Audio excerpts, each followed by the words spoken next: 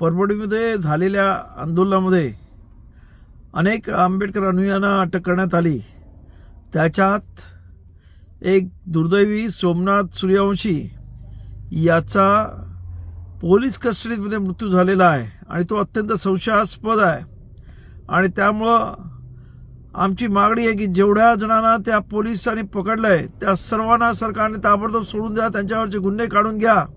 आणि ज्यांनी भीमसैनिकांना अत्यंत निषेधार्थ अशी मारहाण केलेली, अत्यंत अत्याचार केलेले आहेत, त्या पोलिसांवरती ताबडतोबीनं चौकशा लावा। आणि उद्या माझा आंबेडकरी समाजानव्हे तर या इथं जे जे संविधान प्रेमी आहेत त्या संविधान प्रेमी सर्व जनतेला आव्हान आहे की उद्या आम्ही 16 तारखेला या संविधान वाचवण्यासाठी आणि संविधान विरोधी काम करणाऱ्यांच्या विरुद्ध अख्खा महाराष्ट्र बंद करत आहोत।